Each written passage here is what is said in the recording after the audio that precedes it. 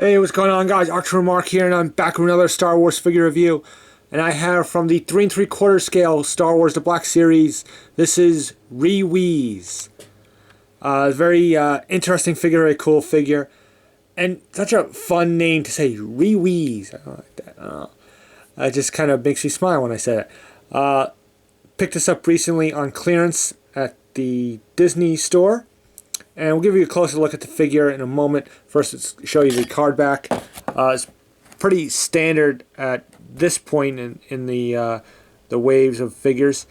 Still the old packaging. So you have the your warning, choking hazard, ages 4 and up, Star Wars The Black Series. Figure number 28, Ree-Yees. It's in the orange writing. We got the little profile pic and orange lines going down. You got the Hasbro logo. And we flip it around. Again, Star Wars, character name there. One of the low-life criminals in Jabba the Hutt's palace on Tatooine, Ree-Yees is part of the excited crowd that eagerly watches Luke fight for his life in the Rancor pit. And we got a little image there as he's muffling C-3PO from saying anything. So it's a neat little image. We go down again. You have your Star Wars.com, Hasbro logos, all that fun stuff. Here, so that's about it. There is the packaging. And again, on to the figure itself. And again, a very interesting figure. The aliens in the Star Wars universe always make for the most interesting figures, whether it's the Cantina aliens or Jabba's minions and whatnot. They just, even if they're only on screen for a few moments, they just make them more interesting looking figures. And look at the detailing, on his head, just all the little dots and indentations of the skin is very nicely sculpted, and the back of the neck there. Outfit is kind of interesting. It's interesting little kind of shapes and on the clothing. It's mostly brown, and we got a little bit of beige and this sort of whitish gray paint there on the side, and the little pouches on his belt. So not an abundance of detail, but still there's something there. It makes certain things stand out, and certainly his head sculpt stands out with his big 3 eyes and that mouth and his little antenna things in his ears. Just look at that head. There's so much going on there with that head. So it's a really cool, interesting head sculpt there. And then speaking about weird and interesting, look at these hands. They're just big poofy hands. I don't know. They're just really cool. His fingers and overall nice paint apps. We got a little bit of a paint splotch there, but not a huge deal. It would bother me more if it were a major character, but for this guy, it's okay. So, and I like all the detailing on the jacket here. The lines cut in. The kind of looks like he has some padding there on the jacket. I'm not sure exactly what material it's supposed to be. Maybe leather or something like that. Who knows?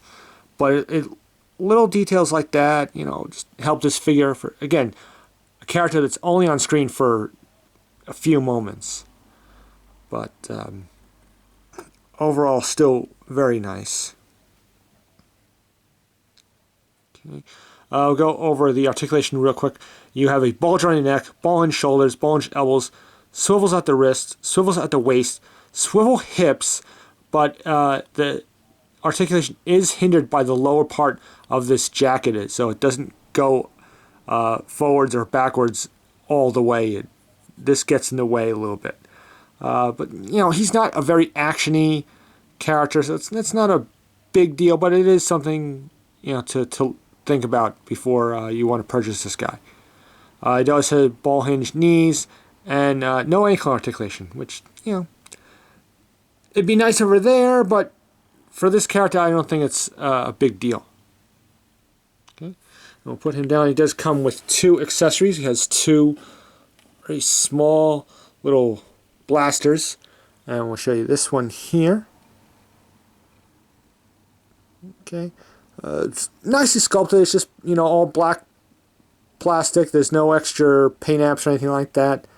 But it's nicely sculpted, and it fits well in his hands. In fact, both the blasters fit very well in either hand. So you could pick and choose, or you could have him wield both. And then the other blaster, which is here, again, nicely sculpted. It's just all, you know, black plastic, nothing special. But it's a nice little sculpt. It's an interesting looking blaster. It's something that it's a little different from the typical blasters that we see with, you know, a lot of characters they reuse guns a lot, but this is a little different. One thing that's neat is you can see there's a little bit of an indentation right here by where the hand is, and that kind of really kind of slots into his hand and makes the grip a lot tighter. The other blaster is a little bit looser in his hand, but it still fits pretty well. But this one is even a better grip. So this, I would guess you can consider his main weapon.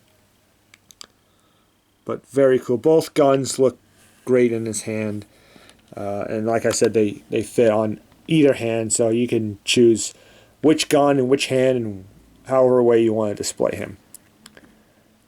Okay, so yeah, that's about it. There's not much to talk about with this guy. A very interesting looking figure, but you know, not a lot of screen time, not too much to go over. But there you have it, Star Wars The Black Series figure number 28, Ree-Yees. Another one of Jabba's goons.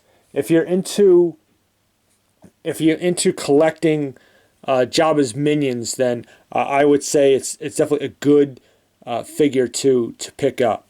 And you know, I just love collecting these aliens. It's like such a thing with me. It's like I gotta grab them all. Everyone they put out, I have to get them all. You know. So definitely worth picking up if you're into the Jabba's goons. So there you go. Hope you enjoyed this review. And as always, comment, rate, subscribe. And until my next video, may the Force be with you.